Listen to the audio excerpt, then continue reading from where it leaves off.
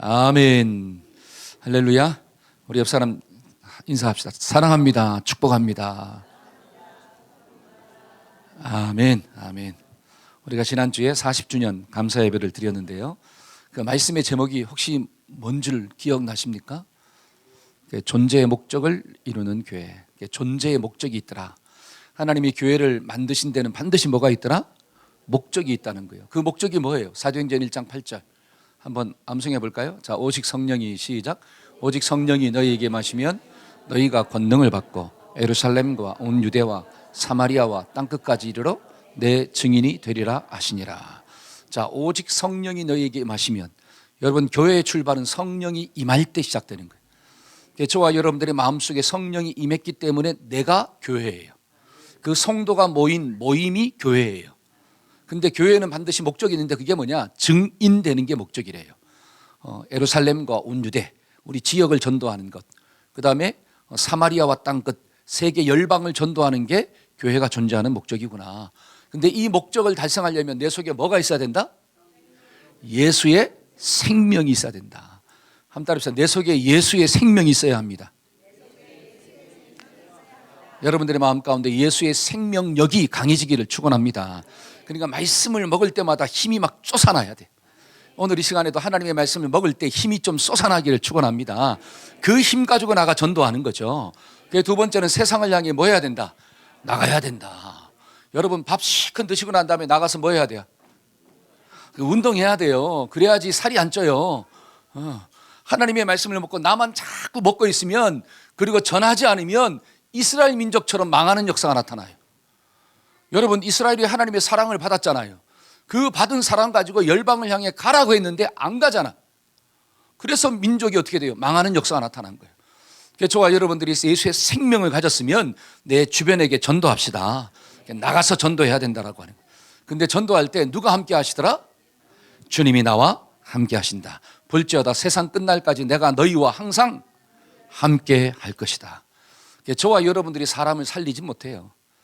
하나님이 사람을 살리십니다. 그 살리시는 능력을 가진 주님이 누구와 함께 할 때? 나와 함께 할 때 나는 교회의 존재의 목적을 이루는 자로 사는 거구나. 이 말씀을 꼭 기억하고 우리 모두가 존재의 목적이 달성되는 가치 있는 교회 인생 되기를 축복합니다. 아멘. 자, 오늘은 사명을 감당하는 성경적 원리라고 하는 제목으로 하나님의 말씀을 전하고자 합니다. 여러분, 하나님이 저와 여러분들에게 사명을 주신 목적이 뭘까요? 왜 사명을 줬을까요? 고생하라고요? 한번 힘들어 보라고요? 막 땀 흘리면서 힘들어 죽겠어요 막 이렇게 하라고요? 성경을 보니까 하나님이 나에게 사명을 주신 목적은 날 위해서 줬대. 한번 따라서 사명은 날 위해 존재합니다. 시작. 여러분 인생들이, 이 사람들이 행복할 수 있는 두 가지 비결이 있대요. 그 첫째가 뭐냐면 관계가 좋아야 돼. 여러분의 행복은 어디에서 오느냐? 관계에서 오는 거예요. 하나님과 나 사이에 관계가 좋아야 돼. 옆에 있는 사람과의 관계가 좋아야 돼. 그 관계 속에서 행복이 흘러 들어오는 거예요. 그 다음에 두 번째로 인생이 행복할 수 있는 비결은 뭐냐면, 사람한테는 뭐가 있어야 되느냐? 일이 있어야 돼요. 일이 없는 사람은 행복할 수가 없습니다. 여러분 백수들을 보세요. 평생 놀아. 행복할까요? 잠깐은 행복하지만 그 마음 가운데 참된 만족이 있을 수가 없다라고 하는 사실이에요. 하나님은 저와 여러분들에게 행복한 인생을 살도록 하기 위해서 사명을 주셨구나. 그래서 하나님의 형상을 따라 지음받은 자들은 하나님과의 관계가 좋아야 되고, 두 번째는 그 관계 속에서 생육하고 번성하고 이 땅을 정복하고 다스리는 삶을 살아야 될 줄로 믿습니다. 그게 사명이에요. 그러니까 사명을 주신 목적은 뭐냐? 하나님이 누굴 위해 줬더라? 날 위해 줬더라. 근데 많은 사람들이 일하다가 힘들어져. 사명 감당하다가 괴로워 죽겠대요. 땀을 흘리면서 어떻게 돼요? 이거 이놈의 사명 좀 버렸으면 좋겠다. 이렇게 반응하더라는 거예요. 그러면 사명이 잘못됐을까요? 아니면 사명을 감당하는 자세가 잘못됐을까요? 여기 좀 깨달아지기를 축원합니다. 그러면 사명을 버리지 말고 뭐를 바꾸자? 자, 옆 사람한테 사명을 버리지 말고 자세를 바꾸자. 시작. 할렐루야. 그러면 그 사명이 나에게 큰 기쁨이고 축복으로 다가오는 거구나. 자, 오늘 본문에 있는 말씀을 좀 설명해 드리면 어떤 주인이 먼 나라로 갈 때 종들을 불렀습니다. 그래서 어떤 종들에게는 5달란트를 주었고 어떤 종에게는 2달란트를 줬고 어떤 종에게는 1달란트를 줬어요. 그리고 멀리 여행 갔다가 이제 돌아왔어요. 돌아와서 이제 결산을 하는데 5개 받은 종은 주인님 내가 5개를 남겼나이다. 또 2개 받은 종도 내가 2개 남겼습니다. 근데 1개 받은 종이 뭐라고 이야기하느냐? 내가 주인을 알 때 주인은 심지 않는 데서 막 거두고 뿌리지 않는 데서 거둔다는 거야. 그래가지고 이거 없어지면 큰일 나니까 어떻게 했어요? 땅에 묻었다가 원금을 드립니다. 이렇게 한 거예요. 그러면 잘 보세요. 이 1달란트 받은 종이 분명히 뭐라 그랬느냐? 주인은 심지 않는 데서 거둔대. 뿌리지 않는 데서 열매를 뿌리지 않는 데서 열매를 거둔대. 네가 그렇게 나를 알았다면, 이건 다른 말로 네가 그렇게 나를 나쁜 놈으로 알았다면 이거잖아요. 그렇죠? 그러면 네가 당연히 원금 플러스 뭘 가져와야 된다? 이자를 가져와야 될 거 아니냐. 근데 왜 네 원금만 가져왔어? 라고 하면서 이 악하고 게으른 종아, 바깥 어두운 데서 슬피 울며 이를 갈게 될 것이다. 책망과 저주를 했다라고 하는 사실. 여러분 5달란트 받은 종과 2달란트 받은 종은 칭찬을 받았는데 1달란트 받은 종은 책망받고 저주를 받았어요. 자, 똑같이 사명 감당했는데 어떤 사람은 사명이 축복이 되었고 어떤 사람은 사명이 심판이 됐다라고 하는 사실이에요. 그래서 저와 여러분들이 일하고 난 다음에 칭찬받기를 축원합니다. 근데 어떤 사람은 일하고 난 다음에 시컷 뭘 받아요? 욕만 먹어. 그리고 심판을 받아. 그러면 안 되잖아요. 그래서 이 말씀을 통해서 우리가 어떻게 하면 사명을 잘 감당하고 하나님께 칭찬받을 수 있는가, 사명을 감당하는 성경적인 원리가 무엇인가를 우리가 오늘 말씀을 통해서 잘 깨달으시기를 축원합니다. 그래서 결산의 날은 옵니다. 여러분 우리 모두가 하나님 앞에 설 날이 와요. 여기 믿어지십니까? 네. 우리 저기 학생들은 잘 안 믿어질 거야. 왜? 내가 아직 하나님께 갈 때가 안 된 것 같아. 연세 드신 우리 할머니들은 곧 갈 때가 된 것 같아. 그러니까 할머니들은 이 말씀을 잘 들어야 되는데 나는 이 말씀을 들을 때 좀 졸아야지. 이런 생각을 하면 돼야 안 돼요? 안 된다는 거예요. 여러분 날 때는 순서가 있지만 갈 때는 순서가 있어요, 없어요? 없다는 거예요. 때문에 저와 여러분들은 언젠가는 반드시 하나님 앞에 섭니다. 그때 칭찬 받읍시다. 아멘. 그러려면 오늘 말씀을 좀 잘 들어야 돼요. 자, 첫째로 하나님 앞에 칭찬을 받으면서 사명 감당할 수 있는 비결이 뭐냐? 자, 첫째는 하나님이 나에게 달란트를 주었다는 것을 믿어야 돼요. 한번 따라합시다. 나에게는 달란트가 있습니다. 시작. 자, 본문의 말씀 14절과 15절이에요. 다 같이 한번 읽어봅시다. 자, 시작. 또 어떤 사람이 타국에 갈 때 그 종들을 불러서 자기 소유를 맡김과 같으니 각각 그 재능대로 한 사람에게는 금 5달란트를, 한 사람에게는 2달란트를, 한 사람에게는 1달란트를 주고 떠났더니. 자, 어떤 사람이 타국으로 가는데 종들을 불렀습니다. 그러면서 자기의 소유를 맡겼더라 이렇게 나와요. 그러니까 달란트는 누구 거라고 하는 거예요? 종들 게 아니라 주인 거라고 하는 거예요. 주인의 소유를 종들에게 맡기잖아요. 저와 여러분들에게 있는 은사, 우리의 생명, 물질, 모든 것들은 누가 나에게 맡겼구나. 하나님이 맡겼던 자기의 소유를 하나님 것인 줄로 믿습니다. 이게 깨달아져야 돼요. 내가 가지고 있는 모든 것들은 누구 거다? 하나님 거구나. 근데 그 하나님이 나에게 2달란트를, 어떤 사람은 또 5달란트를, 어떤 사람은 1달란트를 주었다. 이건 뭐냐면 나는 하나님께로부터 달란트를 뭐 했다? 받았다. 요 믿음이 있을 때 저와 여러분들이 사명 감당할 때 능력이 감당하는 자로 살아갈 수가 있구나. 나에게 있어야지 감당하잖아요. 없다고 생각하면 감당해요, 못해요? 그러니까 어떤 집사님들은 이것 좀 하세요. 그러면 목사님 저는 못해요. 왜? 저는 은사가 없어요. 전도 좀 하세요. 그러면 목사님 저는 못해요. 전도에 은사가 있어요, 없어요? 없어요. 뭐든지 없대. 그러니까 일을 할 수 있어요, 없어요? 반찬 좀 하세요. 집에서. 그러니까 여보 밥 좀 만들어줘. 여보 나는 미안하지만 엄마에게 밥 배우는 것을 못 배웠어. 나는 밥을 못해. 청소 좀 하라고 하니까 여보 나는 청소를 못해. 우리 자식을 좀 놓자. 나는 자식을 못 낳아. 전부 다 못한대. 없다고 생각하기 때문에 못한다는 거예요. 근데 성경을 보니까 하나님은 저와 여러분들에게 뭐를 주었더라? 능력을 줬대요. 여기에 믿어지기를 축원합니다. 우리 자녀들도 하나님이 공부할 수 있는 머리를 주신 줄로 믿습니다. 아니 목사님 저는 엄마를 닮아가지고 머리가 안 돼요. 나는 아빠를 닮아서 머리가 안 돼요. 천만의 말씀 만만의 콩떡이요. 하나님이 나에게 공부할 수 있는 능력을 주셨어요. 그리고 난 다음에 공부하라고 하는 거예요. 이게 좀 잘 깨달아져야 돼요. 어떤 교회에 세 그루의 나무가 있었대요. 그 첫 번째 나무가 뭐냐? 목련나무야. 여러분 봄이 오면 꽃을 피잖아요. 그러니까 목련나무가 봄이 왔을 때 예쁜 꽃을 피웠습니다. 그러면서 이야기합니다. 야 나무들아, 적어도 나무는 뭐를 피워야지 나무야? 꽃을 피워야 나무야.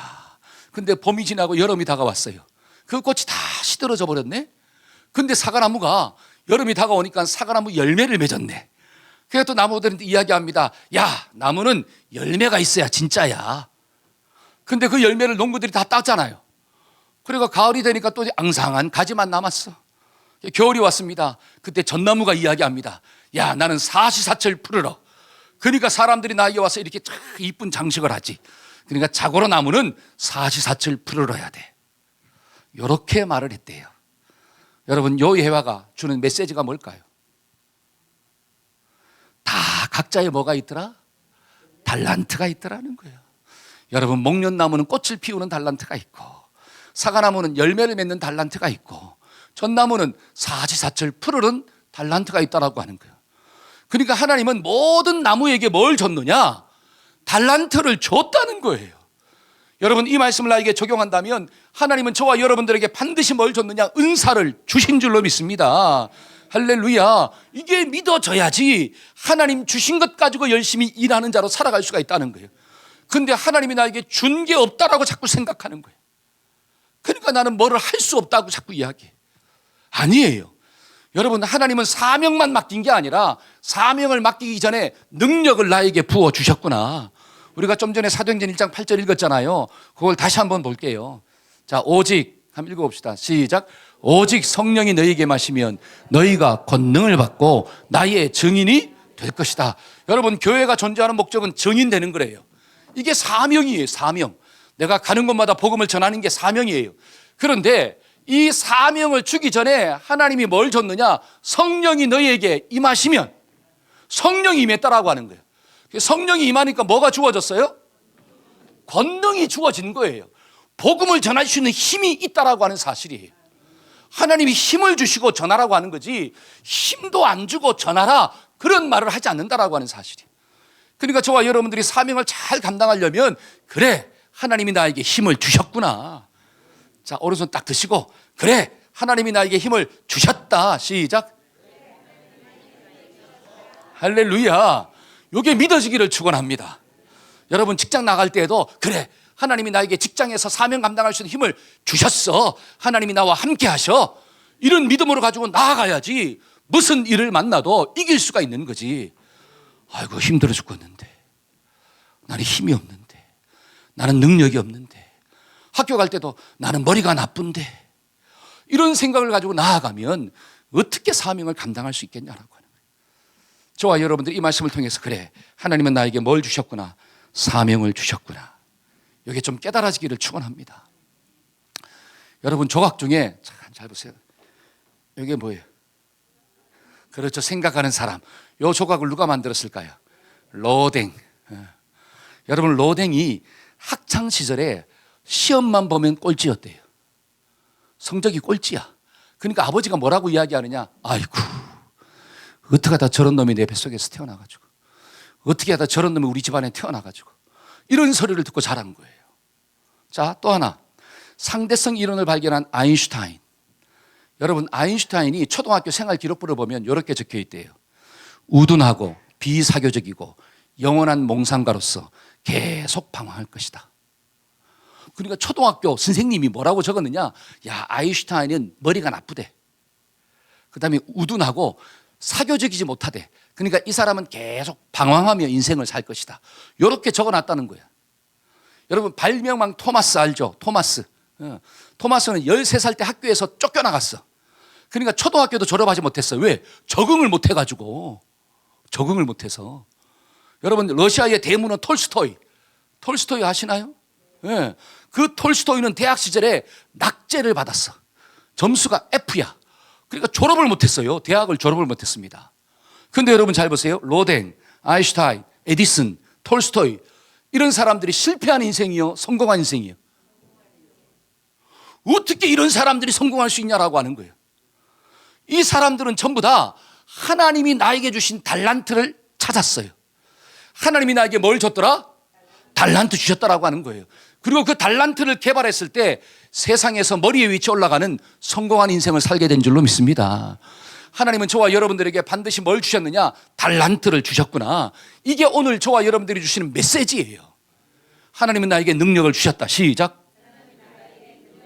믿으십니까? 여러분 본문에서 달란트는 화폐 단위예요. 화폐 단위. 돈을 주었다라고 하는 거예요. 그러니까 금 한 달란트를 오늘날 우리 한화로 환산하면 얼마일까요? 요즘 금값이 막 천정부지 올라가잖아요. 그래서 제가 환산을 해봤어. 금 달란트 한 달란트가 우리나라 돈으로 약 58억이에요. 별로 안 놀라시는구나. 58억이 58억. 그러니까 한 종을 불러가지고 58억을 준 거예요. 그 다음에 두 달란트 준 자는 얼마예요? 116억. 한 120억을 준 거야. 그 다음에 다섯 달란트는 290억, 한 300억을 준 거예요. 요새 좀 이렇게 다가오시죠? 이 달란트가 얼마나 큰가? 이렇게 많은 돈을 주고 난 다음에 가서 뭐 해라? 장사하라는 거예요. 여러분 돈도 안 주고 가서 장사하라 그러면 누가 나쁜 놈이에요? 군대 가면 옛날에 군대에서는 돈도 안 주고 가서 치킨 사오래. 그리고 뭐라고 이야기하냐? 1,000원 남겨오래. 이런 고참은 정말로 힘들어요. 근데 돈을 주고 난 다음에 치킨 사오라 그러고 나머지는 누가 해라? 너 해라. 이러면 좋은 고참이잖아요. 성경을 보니까 하나님은 저와 여러분들에게 은사를 주고 달란트를 주고 능력을 주고 난 다음에 뭘 해라? 사명을 감당해라. 저와 여러분들에게는 장사할 미천이 있는 줄로 믿습니다. 이게 얼마나 큰 축복이에요. 여러분 생명을 주셨다는 것, 하나님이 장사할 미천을 줬다는 거예요. 여러분 살아있으니까 움직이지 죽으면 어떻게 움직입니까? 하나님이 나에게 시간을 주셨다는 것, 장사할 미천을 준 거예요. 아직까지 내가 건강이 있고 젊음이 있으니까 일할 수 있는 거지 그게 없으면 어떻게 일할 수가 있습니까? 하이 목사님 저는 나이가 늙어서 여러분 기도할 수 있는 시간이 있잖아요. 우리 권사님들 기도할 수 있는 시간이 있어요 없어요? 있잖아요. 여러분 모세처럼 하나님 앞에 막 손들고 기도하면 내 자식들이 손자 손녀들이 그들의 삶의 현장 가운데 하나님의 승리의 기적을 체험하는 주인공이 될 줄로 믿습니다. 하나님이 나에게 기도할 수 있는 건강과 올릴 수 있는 손을 주셨다라고 하는 거예요. 그러면 기도하면 되잖아요. 그런데 그러한 은사가 있음에도 불구하고 나는 없어요 라고 하면서 한숨 짓고 우리가 절망만 하고 있다면 어떻게 인생을 행복하게 살아갈 수가 있습니까? 여러분 성경을 보니까 오병이의 기적이 나옵니다. 여러분 예수님이 하루는 빌립을 불렀어요. 광야에서. 그렇죠? 빌립을 불러서 묻습니다. 내가 이 많은 사람들을 먹이려고 하는데 너는 어떻게 하면 좋겠냐? 그러니까 빌립이 뭐라 그랬어요? 자, 1부 때도 그랬는데 자, 옆 사람 하면서 성경을 좀 읽으세요. 자, 시작. 여러분 빌립이 그러잖아요. 지금은 저녁입니다. 지금 때가 저녁인데 지금 어디서? 그 다음에 장소는 어디예요? 빈들입니다. 어디서 떡집을 찾겠습니까? 예수님. 그 다음에 더 중요한 것은 예수님 돈 있어요? 예수님 돈 있냐고요? 지금 앞에 있는 사람이 5,000명인데 남자만 여자까지 합치면 10,000명인데 게다가 애까지 합치면 새아까지 합치면 몇 명이에요 지금? 15,000명인데 아니 그들을 먹일 돈이 어딨냐라고 하는 사실이야. 그러니까 제일 좋은 방법은 각자 집으로 돌려보내고 그 다음에 다음날 다시 모이는 게 제일 좋습니다. 이렇게 말한 거예요. 여러분 빌립은 자기에게 있는 것을 찾았을까요? 없는 것을 찾았을까요? 없는 거예요. 그러니까 못하겠다는 거야. 근데 그때 누가 나타났느냐? 안드레가 나타나요.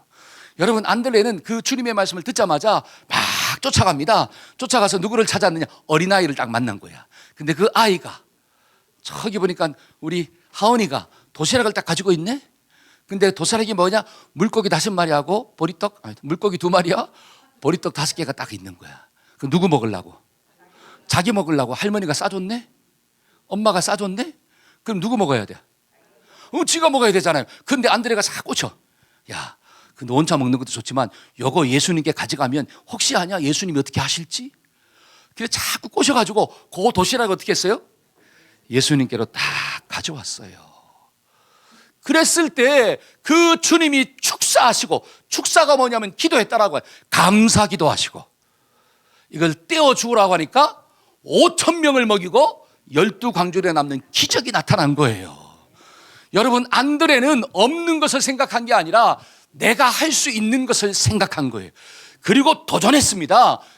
그랬을 때 하나님의 기적을 경험하는 주인공이 되었다라고 하는. 저와 여러분들은 빌립입니까? 안드레입니까? 자, 옆 사람한테 너는 빌립 같으냐 안드레 같으냐 시작. 빌립 같은 사람은 회개하기를 축원합니다. 아멘. 지혜로운 사람 같지만, 똑똑한 사람 같지만 영적으로 무지한 사람들이에요. 안드레는 무식한 사람 같지만 영적으로 지혜로운 사람이에요. 때문에 저와 여러분들이 이 땅을 살아갈 때 안드레처럼 삽시다. 하나님이 나에게 준 게 있구나. 그래, 그 준 것 가지고 감사하며 그것 가지고 열심히 일할 때 하나님의 기적은 반드시 일어난다. 한번 따라해 봅시다. 하나님은 나에게 달란트를 주셨습니다. 요 생각 가지고 사명 감당하는 사람 기쁨으로 감당하게 될 줄로 믿습니다.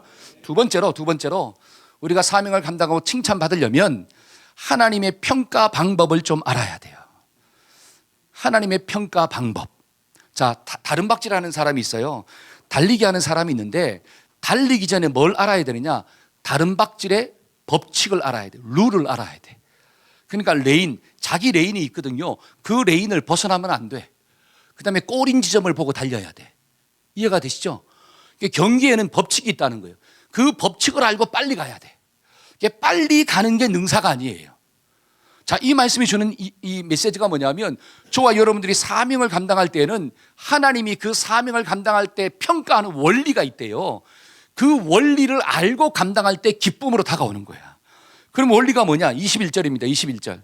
다 같이 한번 읽어볼까요? 자, 시작. 그 주인이 이르되 잘하였도다 착하고 충성된 종아, 내가 작은 일에 충성하였음에 내가 많은 것으로 내게 맡기리니 내 주인의 즐거움에 참여할지어다 하고. 자, 23절입니다. 23절 시작.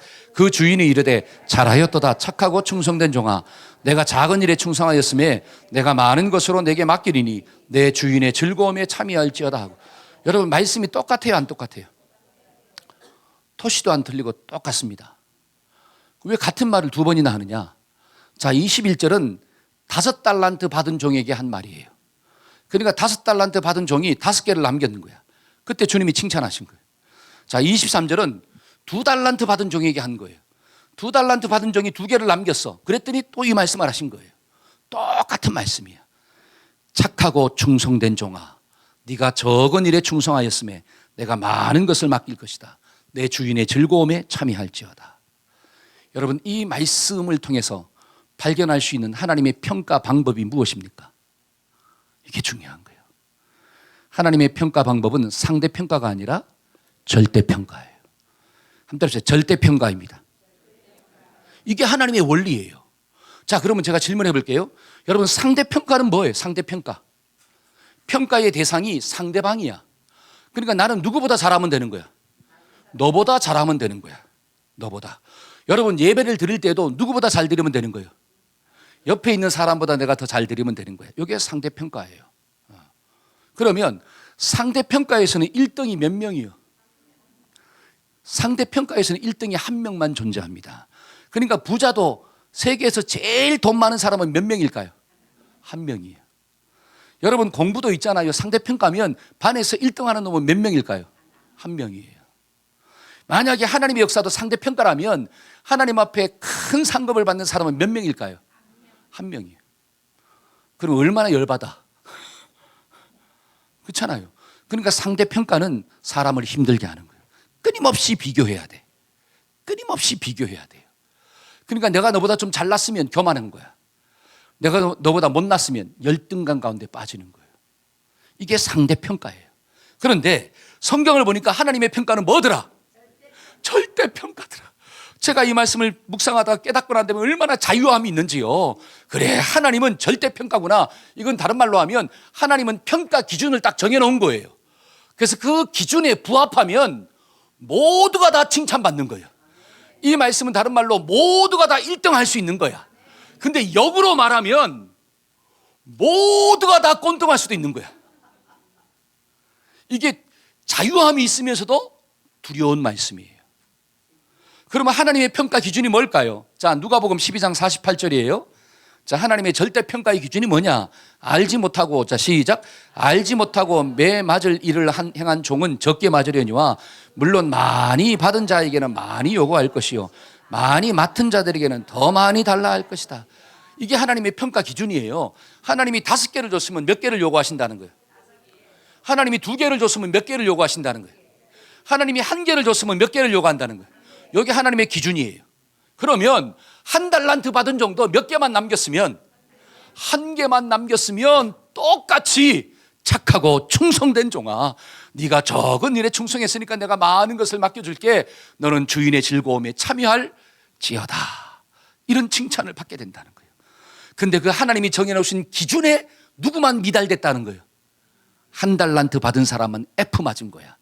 그래가지고 바깥 어두운데 슬피 울며 이를 갈게 될 것이다. 근데 2달란트 받은 종은 똑같은 칭찬과 상급을 받았어요. 여러분, 하나님의 평가 방법은 상대평가가 아닙니다. 절대평가예요.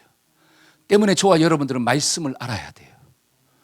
말씀을 모르고 어떻게 하나님의 평가 기준을 압니까? 그러니까 하나님의 평가 기준은 적은 일에 뭐 하라는 거예요? 충성해라. 이렇게 나오죠. 너는 마음을 다하고 뜻을 다하고 목숨을 다하여 하나님께 어떻게 해라? 사랑하고 예배하라. 예배하는 자는 영과 진리로 예배할 것이다. 옆에 사람보다 착하게 잘 앉아 있는다고 해서 그게 예배를 잘 드리는 게 아니라 하나님의 평가 기준은 영과 진리로 하나님을 예배하는 거야. 네가 아무리 가만히 앉아 있고 눈을 똑바로 뜨고 있다 할지라도 네가 영과 진리로 예배하지 아니하면 이 예배는 fail, 실패한 거야. 그러나 저와 여러분들이 영과 진리로 하나님을 예배하면 우리 모두는 예배에 성공한 자인 줄로 믿습니다. 이게 하나님의 평가 방법이에요.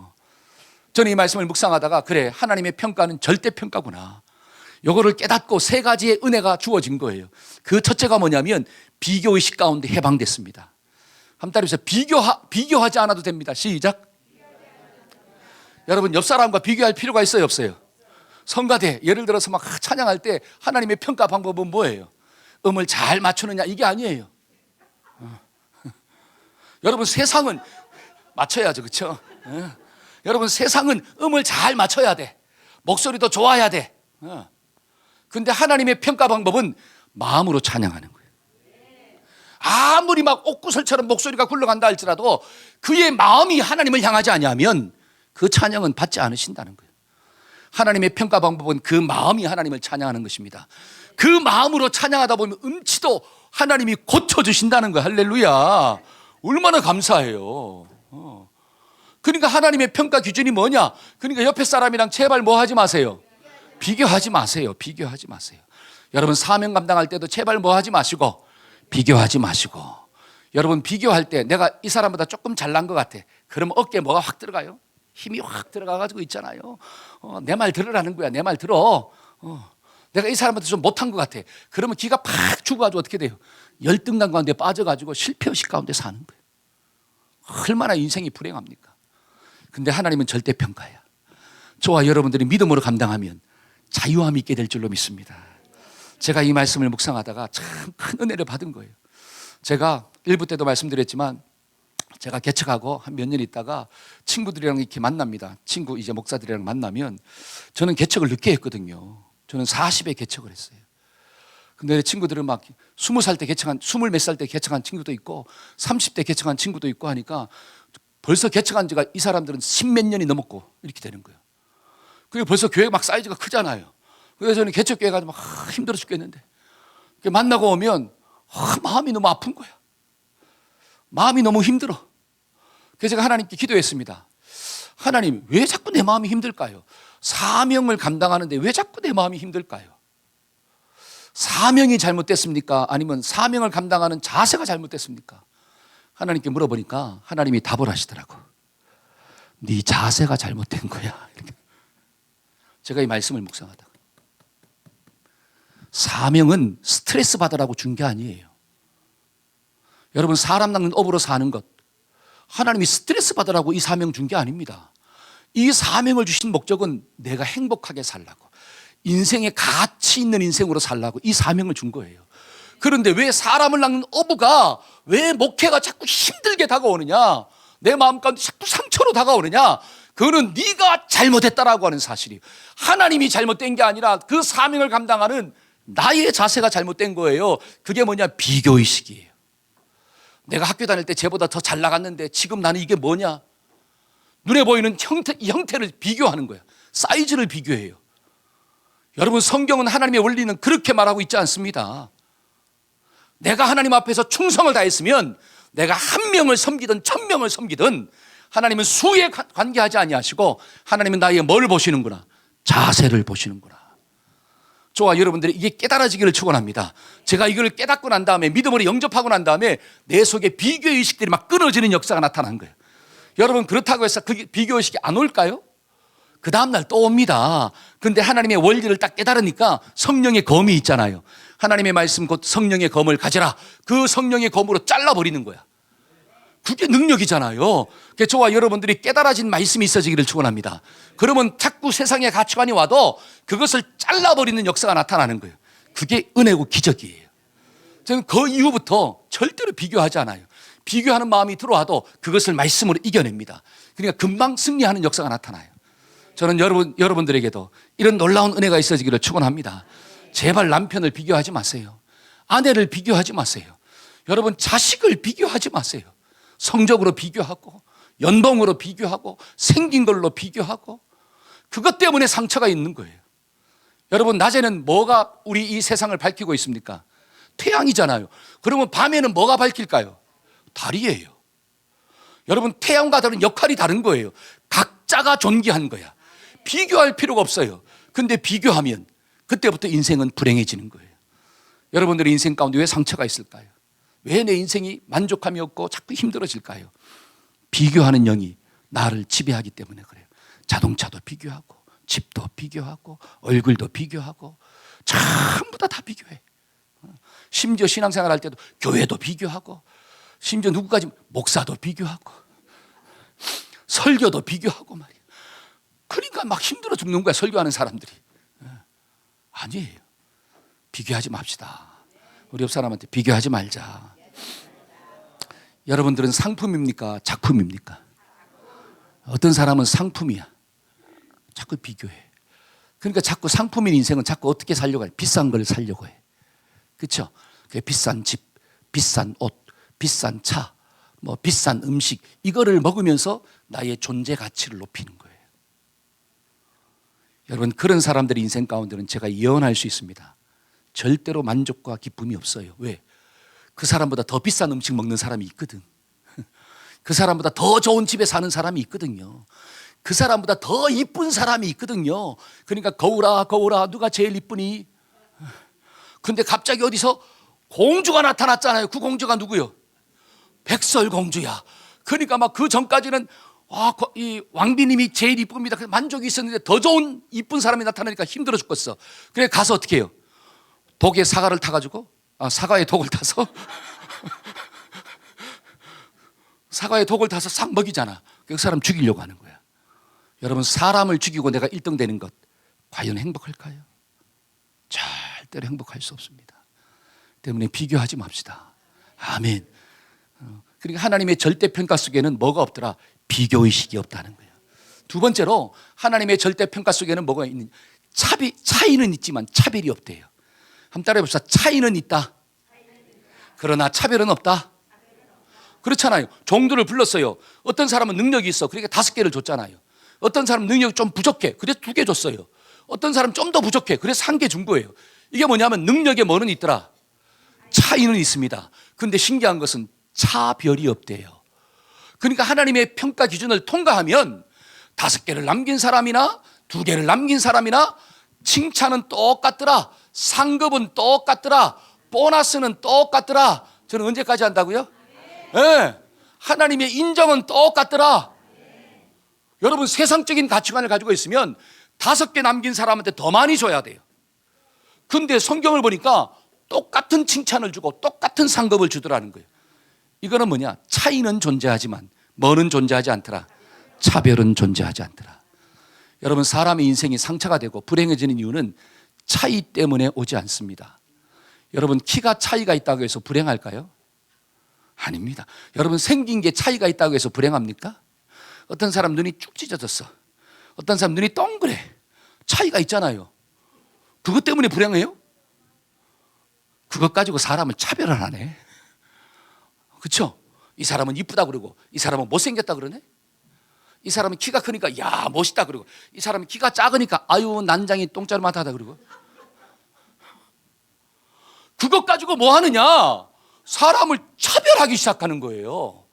그러니까 사람의 인생에 아픔이 있는 것은 차이 때문에 아픔이 있는 게 아니라 차별 때문에 아픔이 있는 거예요. 그러니까 그 차별을 받지 않기 위해서 자꾸 내가 높은 자리로 올라가고자 하는 마음이 생기는 거예요. 그러니까 이뻐지려고 자꾸 뜯어고치고 상품을 자꾸 만들어가는 거야. 왜? 최상품으로 만들어가는 거야. 여러분, 그러한 사람은 절대로 행복이 없구나. 그래서 우리가 깨달읍시다. 하나님 나라에도 차이는 있지만 뭐가 없더라. 그러니까 저와 여러분들도 뭐 하지 마세요. 차별하지 말아야 돼요. 하나님의 원리를 가지고 가정으로 딱 들어가면 그 가정은 반드시 행복합니다. 여러분, 부모가 자식을 차별하지 마세요. 그러면 그 자식은 반드시 잘 되는 거예요. 이게 은혜예요, 은혜. 세 번째로 우리가 이 절대평가라고 하는 원리 속에는 뭐가 있느냐? 충성의 자세가 있는 거예요. 한때 충성만이 존재합니다. 시작. 뭐만 존재하더라? 충성. 그러니까 5달란트 받은 사람도 뭐 하면 되는 거야? 충성하면 5달란트를 남기는 거예요. 2달란트 받은 사람도 뭐 하면? 충성하면 2달란트 남기는 거예요. 그럼 1달란트 받은 사람도 뭐 하면? 충성하면 1달란트 남기는 거예요. 그러니까 하나님이 보시는 자세는 뭐밖에 없구나? 충성이구나. 그래서 고린도전서 4장 2절 다 같이 한번 읽어봅시다. 자, 시작. 맡은 자들에게 구할 것은 충성이니라. 내가 몇 개를 가졌습니다. 이것 가지고 이야기할 필요가 없어요. 나는 5개 있고 너는 2개 있고 나는 1개 있구나. 이것 가지고 비교할 필요가 없어요. 내가 1개를 가졌든지 5개를 가졌든지 뭐 하기만 하면, 충성만 하면 하나님은 나에게 칭찬해 주시는 거구나. 여러분, 예배 드릴 때도 은혜가 되느냐 안 되느냐 그것 가지고 비교하지 마세요. 저와 여러분들이 예배 드리는 자세가 충성이면 반드시 그런 사람에게는 은혜가 임하게 될 줄로 믿습니다. 여러분, 이 자리에서 제가 말씀만 읽어도, 그냥 성경만 읽어도 정말로 충성스럽게 예배드리면 하나님의 은혜가 임하는 거예요. 그런데 여러분들의 자세가 충성스럽지 못하면 이 자리에 예수님이 와서 설교해도 은혜가 안 돼요. 그러니까 바리새인들이 예수님의 설교 듣고 은혜 받았습니까? 죽이려고 했습니까? 여러분, 바울이 설교해도 좋은 사람이 있어요, 없어요? 있었잖아요. 이를 부득부득 하는 사람이 있잖아요. 저는 이 자리에서 설교하니까 이를 부득부득 하는 사람이 있어요, 없어요? 좋은 사람이 있어요, 없어요? 그럼 나도 예수님보다 낫잖아요. 이렇게 비교한다면 바울보다 낫잖아요. 근데 그게 중요한 게 아니야. 우리가 하나님 앞에 충성스럽게 설교하고 또 여러분들이 충성스럽게 예배드리면 하나님은 반드시 그 영혼들에게 하나님의 은혜가 나타나는 거구나. 여러분, 충성이 뭡니까? 충성은 처음과 끝이 변함이 없는 거예요. 우리 옆 사람한테 제발 변하지 말자. 여러분, 사랑이 변하면 안 되잖아요. 그러니까 사랑이 변하냐 그랬잖아. 근데 요즘은 사랑이 변한대. 그러니까 선전에도 사랑은 움직이는 거야 이렇게 나오죠. 그게 충성스럽지 못한 사랑이에요. 여러분, 충성은 사랑의 대상이 바뀌지 않는 거예요. 한번 따라해보세요. 사랑의 대상이 바뀌면 안 됩니다. 내가 기도해서 응답이 있어. 그럼 내가 주님 사랑해. 근데 기도했는데 응답이 없어. 내가 원하는 응답이 안 와. 그러면 점쟁이 찾아가. 이건 충성스럽지 못한 거예요. 그 사람에게는 하나님의 은혜가 임하지 않습니다. 기도에 응답이 있든 없든 내가 원하는 것이 오든 오지 않든 나의 사랑의 대상은 누구다? 하나님이다. 이게 깨달아지기를 축원합니다. 여러분, 부모도 있잖아요. 자식이 공부를 잘해도 못해도 사랑해야 돼. 우리 화영 집사님, 자식이 공부를 잘해도 못해도 뭐 해야 돼요? 공부 잘하면 이뻐하고 공부 못하면 나가 그러면 충성스러운 부모요, 불충한 부모요. 할렐루야. 우리 이 집사님 뒤에 있는 남편이 돈을 잘 벌어와도 사랑해야 되고 때로는 못 벌어와도 어떻게 해야 돼? 돈 잘 벌어올 때는 막 반찬이 막 좋아지고 못 벌어오면 어떻게 해요? 나가서 먹고 와라 그러고. 그러면 어떤 아내예요? 불충한 아내. 불충한 아내. 그러니까 뭐냐면 상대방의 그거와 상관이 없이 변함이 없는 자세를 가지는 것, 그게 충성이구나. 저와 여러분들이 그렇게 살아가기를 축원합니다. 여러분 또한 충성이 뭘까요? 충성은 주인의 뜻을 아는 거예요. 한번 따라해보세요. 주인의 뜻을 알아야 합니다. 그리고 순종해야 합니다. 계속해 보세요. 그리고 순종해야 합니다. 자, 절 보세요. 충성은 방향이 있어요. 뭐가 있더라? 그 충성의 방향은 주군이에요. 내가 섬기는 왕이에요. 그러면 내가 섬기는 주군을 향한 충성이야. 그러면 그 주군의 뜻을 내가 알아야 돼요, 몰라야 돼요? 알아야 돼요. 왜? 내 뜻을 향한 충성이 아니라 내가 섬기는 왕을 향한 충성이기 때문에 제일 중요한 것은 충성하려면 주인의 뜻을 아는 게 먼저예요. 여러분 직장에서도 마찬가지입니다. 충성스러운 직장 일꾼이 되려면 사장의 방향을 알아야 되는 거야. 내가 섬기고 있는 윗사람의 방향을 알아야 돼요. 그것을 알고 그 다음에 뭐 해야 되느냐? 내가 움직여야 돼. 왕이 움직이는 게 아니라 누가 움직여야 돼요? 내가 움직이는 게 충성이에요. 그러니까 신하가 움직이는 거예요. 왕의 뜻을 알고 신하가 움직여. 그래서 그 왕의 뜻이 삶의 자리에서 이루어지도록 만드는 거예요. 그게 충성스러운 신하예요. 때문에 저와 여러분들이 충성된 일꾼이 되려면 하나님의 뜻을 알아야 되고, 그 하나님의 뜻을 가지고 가정으로 들어가서, 그 하나님의 뜻을 가지고 직장으로 들어가서 그렇게 살아야 돼. 순종해야 돼. 그럴 때 하나님의 놀라운 축복이 임하는 거구나. 5달란트와 2달란트 받은 사람은 주인의 뜻을 알았습니다. 그리고 가서 적시로 뭐 했더라? 일했더라.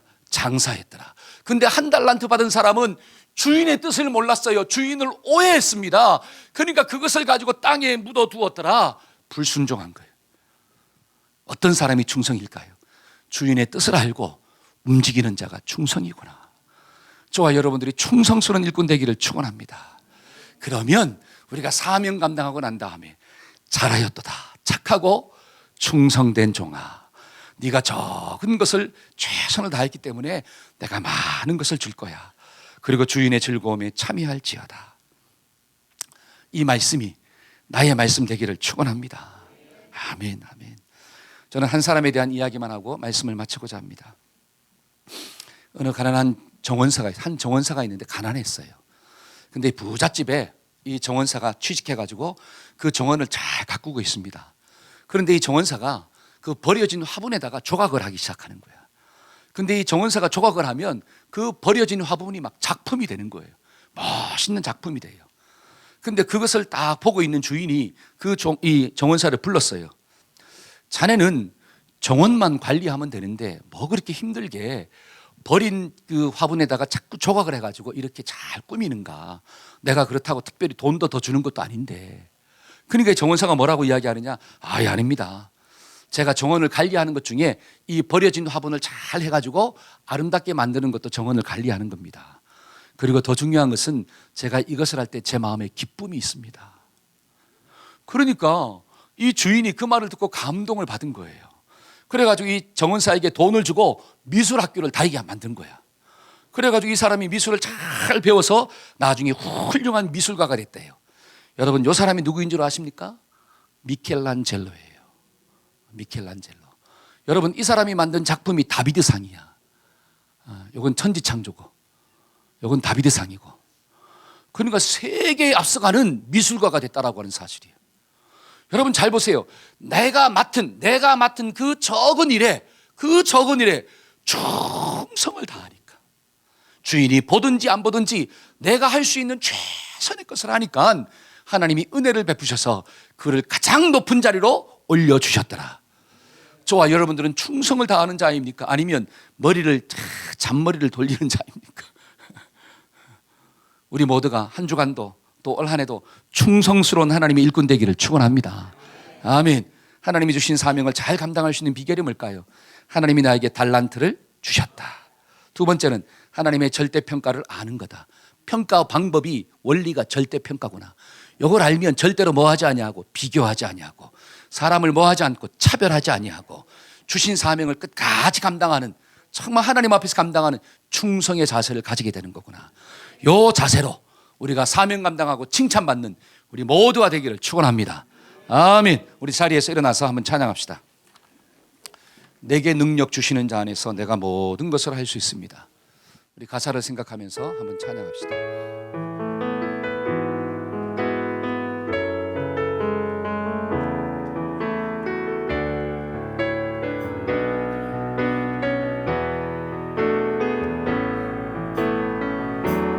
내게 능력 주시는 자 안에서 내가 모든 것을 할 수 있네. 어떤 형편과 환경 속에서 내가 만족의 비결 배워노라. 능력은 주 예수 내 맘에 계시네. 살아계신 주 예수 내 맘에 계시네. 어떤 형편과 환경 속에서 내가 만족의 비결 배웠노라. 내게 능력 주시는 자 안에서 내가 모든 것을 할 수. 능력의 주 하나님, 능력의 주 예수 내 맘에 계시네. 살아계신 주 예수 내 맘에 계시네. 어떤 형편과 환경 속에서 내게 만족의 비결 배웠노라. 내게 능력 주시는 자 안에서 내가 모든 것을 할 수. 우리 손 들고 어떤 형편과